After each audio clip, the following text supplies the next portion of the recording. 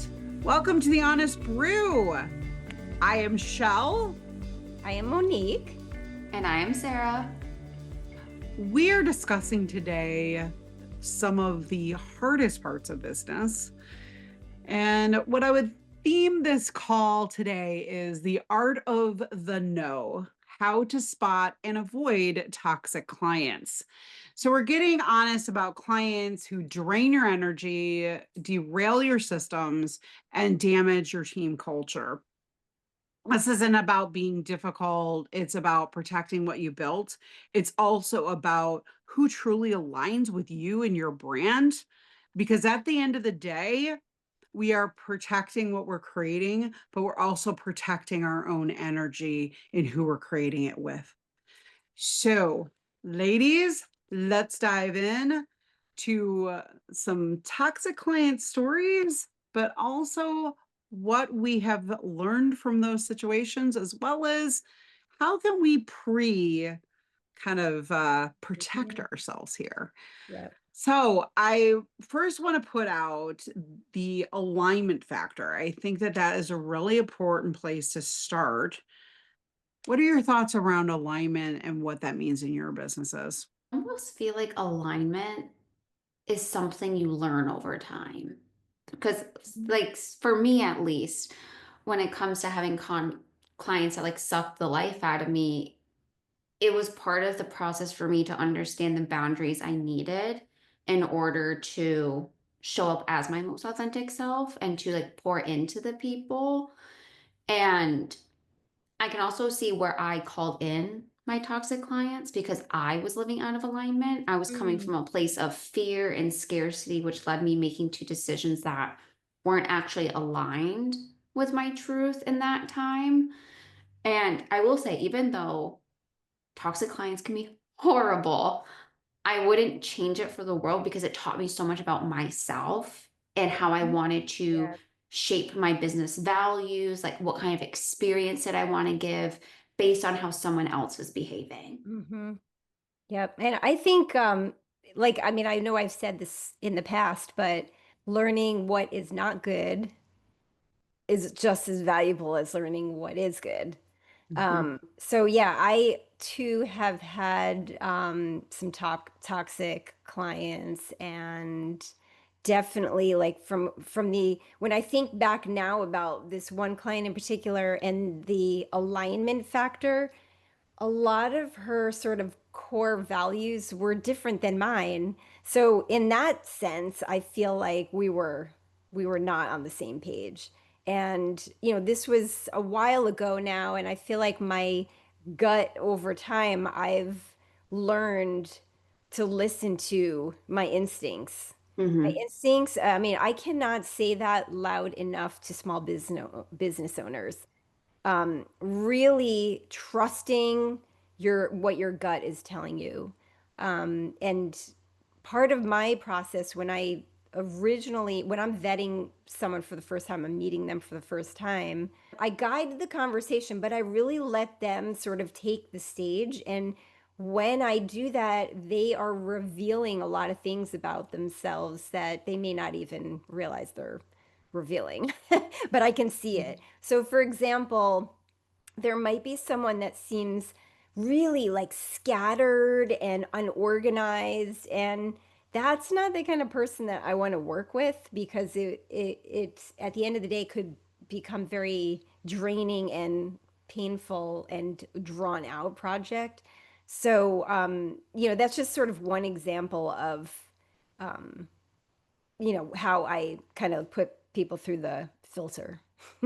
Well, that's where I would love to differentiate. There's toxic clients and then there's clients that are not aligned, because I Mm-hmm. actually love working with the people who are scattered and unorganized, Yeah. because I put people through, a coaching consulting side Mm-hmm. of things, of even helping them hone in on what their vision is. So like you deal with people like when they're ready to go, where Yep. I'm like, no, I love even dealing with the people who are like, I have an idea and that's all they got. And they Right. don't really have their stuff together.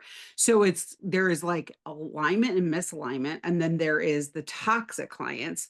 And those are situations where I will say to what Sara said about like learning about I would say boundaries, learning what I will not tolerate, also learning how to deal with conflict. I was someone who was extremely terrified of conflict, and I would do a lot of things just to avoid the conflict. And now I I will get all up in there. I do it kindly and I do it gently, but I do it with love. But at the same token, I'm not going to back down on certain things, but then also there's things I decide, you know what, this isn't even worth my time or energy, and I will just like just go. Like, but I think it's a difference between reacting in fear Mhm. versus reacting with a solid knowledge of my choices, my boundaries, and what I will tolerate and what I will be willing to give up. And I'm doing it from a powerful stance versus I will do whatever you want because I just don't want to deal with your conflict. Yep. And so I've definitely in 27 years, I've had a lot of experience with both, and it just happens. Does that make us wrong? Does it make them wrong? I don't think this is about us making anyone wrong. Mm-mm. Sometimes we're just a mismatch. Yep. Yep. 100%. That's why for me, a part of like my onboarding process is I always want to get on the call with someone because that's how I understand like if we're a vibe or not. Like even before we started this podcast, we all got on a call to be like, do we all vibe together? Do we get along? Because Mhm. for me, especially when people ask like in networking, like, oh, who's your like ideal client or like what niche are they in? Like what's their industry? I don't really care about the industry. I care about them. I'm like, Mhm. will they see me as a partner? Are they collaborative? Are they open to changing? Are they open to trying new things with the guidance? Because if they're not, well, then why are you hiring me? If you're not willing to change or do these things, like it doesn't make sense. And sometimes you have to point that out for them, like, hey, like you're not ready yet. Mhm. And that is okay to do because that's you being in integrity with yourself. And then in return, you're not wasting time, you're not wasting their time, vice versa, you're not wasting money. Like it can actually open the door for a better opportunity that is more aligned by saying no. Yep. So Yes. what I'm hearing is that Sarah and I need to send Shell the clients that don't work for us. Well, and they may not work for me when I actually have a conversation with them. So we're not saying it's an Exactly. absolute alignment, but I do have some of the things. But I would say all of what I'm hearing in how we're starting here is it points back to when people are starting business. So Hmm. we like to think our audience is solopreneurs just starting out, or they've been solopreneurs for a while and they're just wondering what's not working. Mm. So with that said, I've worked with enough small business people or solopreneurs to know that typically when we start business, we are just saying yes to everything. Mhm. Yep. And I think that to Sarah's point, it's like sometimes we learn a lot from those situations, and that's why when like clients are doing that when they're just first starting out, it's like yeah, like sometimes that is like teaches you a lot about what you do want to work with and what you don't want to work with. Yep. Um, but I also want to put something else in the mix here, which is, or I should say, the brew, is that sometimes that desperate yes energy actually attracts the wrong people. Yes. Like I feel like when Yeah. I first started Mojo Design, I wasn't doing branding. I was doing more like marketing design. And I was like, I need to make X amount of money a year because, I need to pay my mortgage. And I just was like literally saying yes to everyone. And At the beginning, it was fine because when I first started, a lot of people in my network were hiring me, so I knew that they were like good people, right? Mm. But over time, as the business evolved and time moved forward, I started, attracting different people from different locations and areas, walks of life. And it became more apparent that I do need to have this like a vetting process so that I can be successful for me and for them. Like at the end of the day, I want to deliver assets and strategies to them that work for them. But I don't necessarily feel like you can do that if you have this, you know, not a great relationship with the client. So that's why, sometimes they fall through the cracks. It happens to everyone. And then what do you do when they do fall through the cracks? No, that's a good question because that's something I was thinking about as you guys were talking is that you can have an excellent onboarding, like they fill out a form, application, a call, but it's kind of like a relationship, like a romantic one, where it's like everything's hunky dory, you like honeymoon phase, everything's amazing, you're saying yes, and then you're suddenly a couple months in and your true colors start showing. Yeah. Because that's something I have been in the admin virtual assistant OBM space for over 5 years now. And when I was doing VA work, that's what I experienced, where it's like they would present themselves a certain way.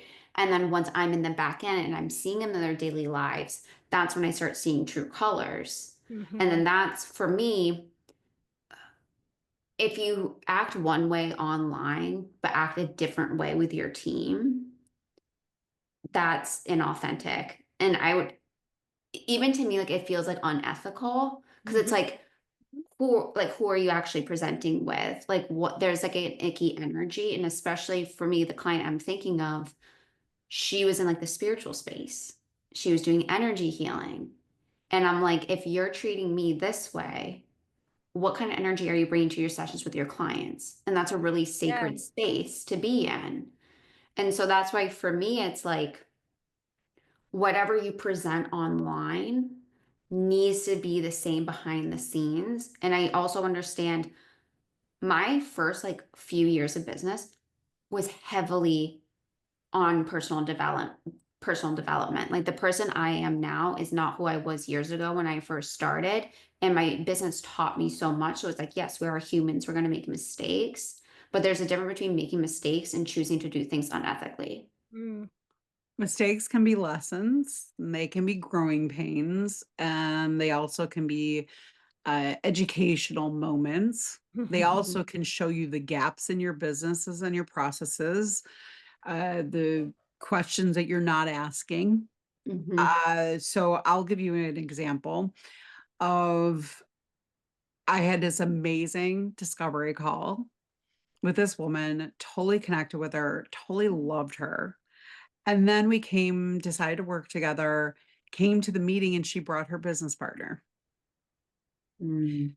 who I will just kindly say, if she was in the discovery meeting, I wouldn't have moved forward with them. Mm. She was the Mhm. exact opposite of the woman I met in the discovery process.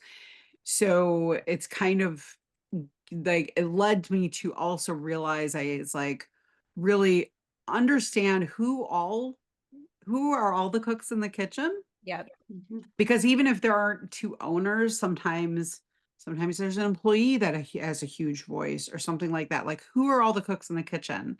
Yeah. Hey, let's all meet together and make sure that there is a good flow here.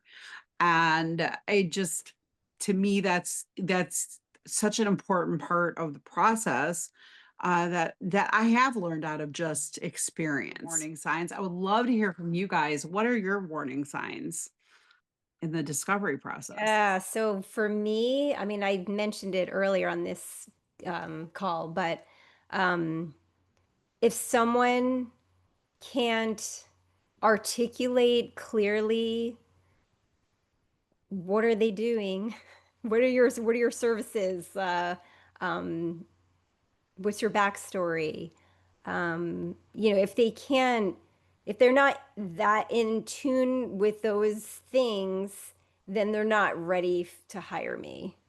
It doesn't mean they're a bad person, but it just means that the stage that they're in currently, they need to do more sort of internal work to have some of these like basic foundational things um, laid out for me then work with. So that would be a perfect person for Shell, right? The other thing too is, if I sort of listen, if seem open to ideas and collaboration. If someone is if I meet someone on a call and they seem like I know what I want and I just need someone to do it, that's not the person for me as well, because my process is extremely collaborative, and you're not hiring me to just tell me what to do. You're hiring Mm. me for my expertise and the value that I can bring to your brand. And so I just, it's like find someone else. Or if they need it done yesterday, that's also something that doesn't work for me. My process is a little bit slower because it's thorough. And if you Hmm. don't allow space for that process, then you can get the end results are not as good as it could be. So those are kind of some things that I've That's my company as well. So I know I like, and people don't, it's interesting how much people want things tomorrow, but then I yesterday. had where I actually cut some of the process out to make it faster. Hmm. I made that mistake and then they weren't happy. And I was just like, but this is exactly what you asked for. So, Mhm. and Yeah, then so that was just a lesson in don't let someone else change your process. They don't dictate your business, you do. So that can also be a sign that someone is not a good match. 'That's 100%. really good. I think for me, especially when I was doing more virtual assistant work, I got a lot of those people who are like, I want this done yesterday, or my heart really goes out to virtual assistants because I do think some business owners expect the world, but they only want to spend $7 an hour. And I'm Yeah. like, that doesn't make sense. And that can be like a whole other episode. But for me, what's kind of like deal breakers is if people are vague in the Mm. form that's connected to my discovery call, like they didn't really, it tells me like they're not very clear or they're expecting me to have the answers when I don't know your business yet. Or I've had a person where they're interested in my services and I'm like, oh, here's the call. And they're like, oh, this form's too long. Could we just do this instead? And I'm like, if you can't spend the 5 minutes to do this form, you're not going to be able to dedicate the time needed to Yeah, actually make this a success. Because even though you're hiring any of us as experts to support you, at the end of the day, it's your business, which means you have to be involved. If you don't want to be involved, that's where a lot of shit's going to go wrong in your business. totally. And that's why, for me, especially with operations, thankfully, a lot of that mundane work, an automation can handle it for you, a software, a person can handle it for you. But I'm always a proponent on like, you also need to know how it works because once if you need to be plan Z and step in, you Mhm. should know how it works because if you don't, is it really your business? Mhm. And so I know I went on a bit of a tangent there, but it's like if they're not willing to like be a part of the process just to get on a call with me to see if we're a good fit, it makes me feel like they're not ready yet. Because I do feel like a lot of times people will hire or seek support out of desperation, which it's like, do I want to bring that energy into my business? How is that going to influence how I show up? And then on discovery calls too is I feel like I can tell pretty way like if we vibe or not. Like when we got on a call, we were laughing, we were having tangents, we are going off. Like if it feels like we're meeting up for coffee and having like girls' time, that's how I kind of know, especially if like I'm getting really excited. And then there's other times I've had calls where they, it's kind of like when you have a professor that's like really monotone and you're like, I just can't wait to get out of this class. Like if it's like that, I'm like, I know I can serve you, but I'm not going to feel fulfilled, which means I'm going to do us both a disservice. And I will say, because I believe Cheale said this about like making a decision. Part of my process is I do a proposal base. So everything's in integrity and transparent between me and the potential client. And I always give myself a buffer because sometimes you don't feel or realize the red flags until you're away from that call Mm. or until you go back through the transcript to build a proposal and you're like, hold on, do I actually really want to do this? So that's where it's like I give yourself permission to have space and time, especially to like I'm in my luteal phase as we record right now. So it's like I know my decision making and mental capacity isn't as strong at other times. So I will give myself more space to ensure that I come to a decision that feels in alignment with me. Yeah. I love that you brought up a bunch of things that like I've known in the back of my head but like never came to fruition. But I noticed that when, throughout the times of the year, work ebbs and flows naturally, right? Yeah. Like that's just the way business goes. And it's somewhat consistent throughout the year. But sometimes if I'm in a phase where I am taking on a lot of new work, I and I'm doing a lot of proposals and a lot of vetting calls at once.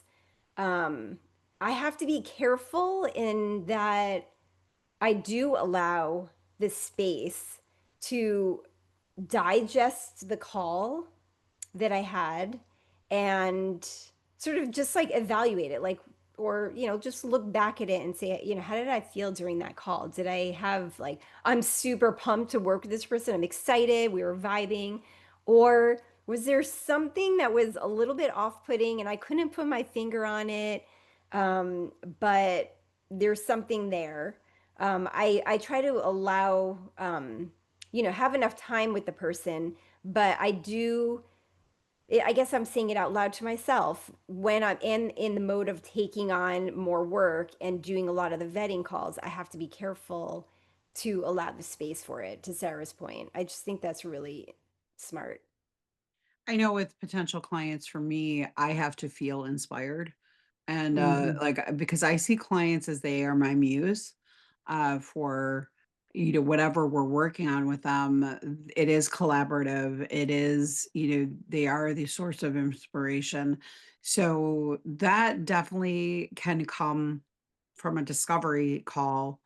I have had though where I've had that, then something else occurs that gives me some other information and I evaluate that. And that tends to be more on I would say a left brain side is the best way I can generalize. I don't want to get into specifics about that, but so I think that there are a couple things I'm hearing in here is like there is our intuitive, which is like the discovery call works for lack of a better word, a framework to screen. It isn't actually to sell. I think a lot of people think the discovery call is to sell, and I would say salespeople, coaches, or whatever, they sell it that way. Yeah. For us, it is served as a way to screen. Mm-hmm. Uh, there's also the proposal side. I think all of us use proposals. The proposals are an opportunity to be very clear about what you're offering and delivering. Mhm. You're putting your pricing and everything down there. What I think that we also need to mention is after the proposal phase, if it's accepted, the contract. So I Mm. will say I did not have contracts. I found them for a very long time. I did not have contracts with clients. I just kind of trusted the Ooh. conversations I had. Ooh, that's a whole nother topic, Yeah, it girl. was I was very about to dangerous, say. very Scary. dangerous, very bad, very bad. Okay, let's get out of my shame of shell. Okay, so I do have very tight contracts for quite a while now. Um, but there's the intuitive side, and then there is the structural side. Yeah. proposals, contracts, just making sure communication is extremely clear. Yep. Um, and on that, I would say that gives you the boundaries and protections that if your intuition failed for some reason, or your intuition didn't have all the information, you have these very clear ways of either gathering more information or at least having an out when something happens Yep. and saying, okay, we have this situation that we're just not aligned, and that's okay. I think one place we haven't touched on is as much how to gently end a relationship, because Mm. I think that at least with my coaching clients and stuff, I would say in business, nothing seems to create as much anxiety around either letting go a client or letting go an employee, which I would say is kind of the same thing. Yeah, It it is. is. Yeah. Um, ooh, this is a hard one. I at by nature, I am not a person, I do not like conflict at all. However, I unleash my inner Sicilian. I'm just kidding. I realized over time, especially being a female business owner, that you have to empower yourself to make these decisions. And it's okay to not take every project on. It's okay to fire a client. I worked with someone for literally 2 years and it became so toxic. um, I actually went on a retreat, and the end result of the retreat was I need to fire this client. Like that was the end. And I came home and I worked myself up in my head like I was terrified to do it. And then it was just like at the end of the day, we're all people, right? Your client is people, and like we're all human. And so just being super like transparent with them about, this is no longer working for me, and you can explain reasons why. Maybe the time period, maybe your life has changed, maybe there are things that have happened in your life over time that the relationship doesn't work for you anymore. um, so I find that being, I mean, you don't want to say, hey, I think you're crazy, so I'm not going to work with you. But there are always sort of like points that you can bring up, as to, I'm really busy right now and I wouldn't be able to dedicate the time to your Hmm. project. Um, so yeah, I just think there are, I think being true to yourself is the number one, and then also empowering yourself to, let someone down in a way that's kind. It doesn't have to be a terrible, horrible interaction either. So, No, it doesn't. That's why for me, if I'm in scenarios like that, I like to make it more about me, how I'm feeling, what's going on with me, rather than being like, mm, you're doing this, you're not doing that, blah, blah, blah, blah, because that feels more confrontational. yes. And that's why for me, if I run into that scenario, that's why I have a contract in place to lay clearly out, like, if XYZ happens, like this could lead to a cancellation. This is what refunds could look like in a given scenario. Like, you want to protect yourself in all ways. And then it makes it very easy to, when you have to let someone go, you can have those receipts and have that data and those facts to back you up. Because the worst thing I feel like you can do is from a very emotional place or a very Mhm. like upset place. Like, my my therapist calls it machete girl, and mine can be very active where it's like she just wants to come out knives going, when it's like, if I'm getting emotionally stimulated by this, I need to sit with me to understand why. So then I can clearly communicate that to the person I'm having the issue with.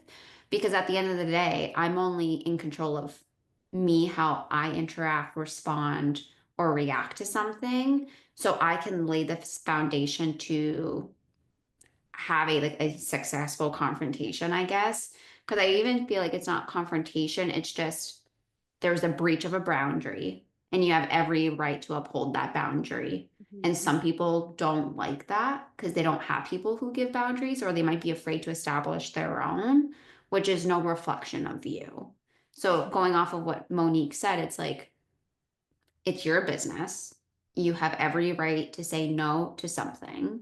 And it's actually more empowering to say no, because then you're making it very clear on what you do want to call in. Yes, I think that what's coming to mind for me is the old saying of it's not personal, it's business. So we can all, especially as business owners,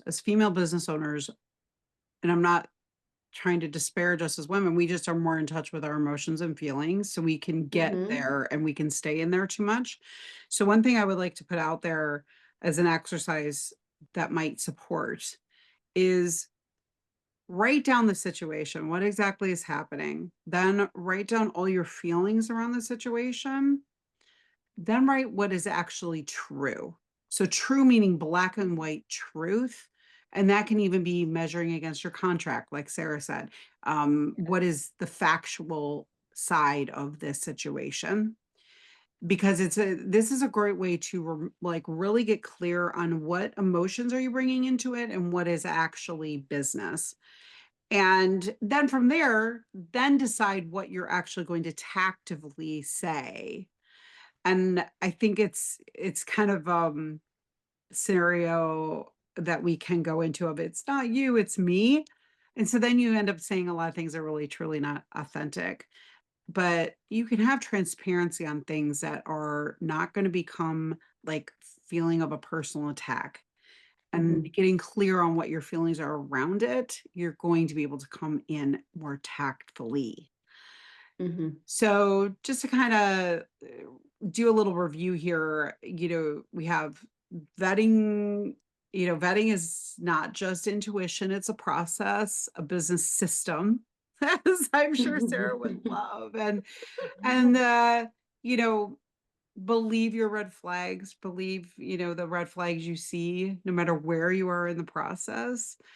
And you just say no to the wrong clients because you're making room for the right ones. And value alignment is not optional. Is there anything on those lists of things that I am saying that you guys want to say before we go to last sips?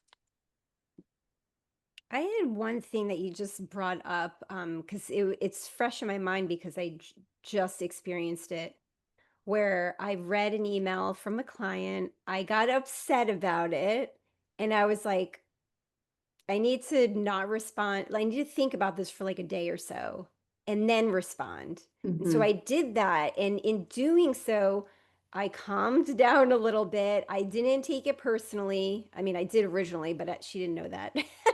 Yeah. And then I formulated a response that was factual. A hundred Mm-hmm. percent factual. So there was no room for argument there because Mhm. these are the things that happened. And I felt really, I was also very diplomatic in my delivery, like in the email. It wasn't at all emotional. And I just think that is something that I really have learned over time because I tend to be an emotional person by nature, but just really separating that part. And sometimes just, to Sarah's point, giving yourself the space um, to evaluate what's going on. So anyway, I was actually one thing we have not addressed in this conversation, I is that the impact of a bad client decision doesn't just impact you, it impacts your team. So if you have anybody who is in your team, even if they are contract, it does impact them.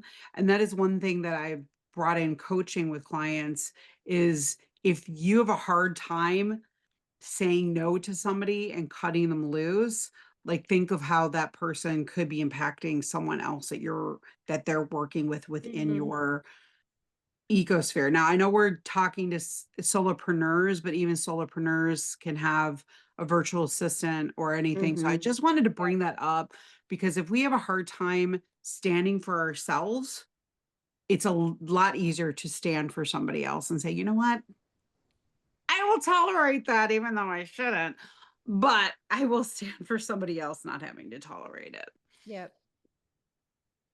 No, I love that because I also think too, when it comes to a team, is sometimes depending where they are in your business. Like for me, I dealt with a lot of customer service, client aspect, is sometimes they can see the red flags before you do. Because there have been times where I've had brands come to a client and I read through it and I'm like, something's weird about this. And this client is like, I love her so much. If I say that to her, she's like, well, what do you mean by that?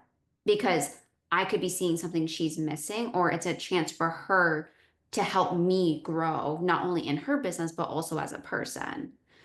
And with everything we're saying, I also want to say, like, this all may sound simple, but it's not always easy.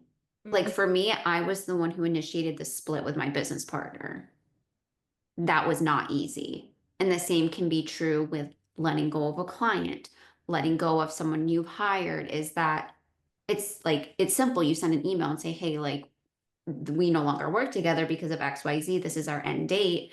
But because we're human beings, the emotional piece, the any mindset blocks that we have, any scarcity we have, is going to make it harder to actually take that action, because that's when those fears will show up, is when we start taking action and expanding our capacity to be uncomfortable. So always give yourself grace in these processes, and as we've all been saying, like, it's okay to give things time to marinate. Mhm. Like, let the flavor build, let it come to a place where you're like, this is delicious, and then move from that place. Mhm. Yeah. I love what you say about team might know something that you might not notice. I can't tell you how many times Liz has already known someone was going to work out for me before I even had just Interesting. because of her own interaction, Yep.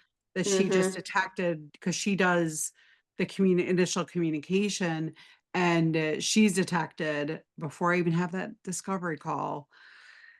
Be Uh, cautious of this yeah, person. this Yeah, Yeah. that's isn't, great. so even so, trust your team. Mm-hmm. Trust your team 100%. on their instincts and their experiences. The people always say like customer first. And a quick story before we go into last sips. My father was a restaurant owner, and he owned 3 restaurants. Mm. And it is very common for restaurants to, whatever the client, well, I mean, I should say customer in that situation, whatever the customer thinks is okay for how they behave, is we're supposed to just tolerate it. My father thought differently. He protected his customers, but he also protected his employees. Yeah. And so if someone goes too far, managers went out, said, "You're done here, Mm-hmm. and we never want to see you again."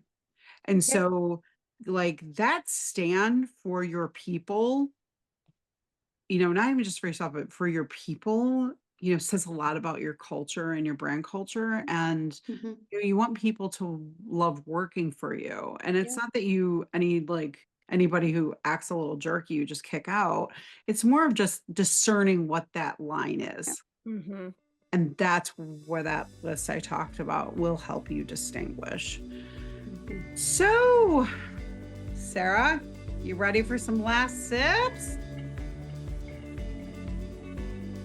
So I feel like this is such a juicy conversation because there are tactical things you can do, like have an application, get on a call with people, have some type of intake form. So not only can you get the most out of your time with that person, but you can already start feeling them out on, like, is this something I want to take on?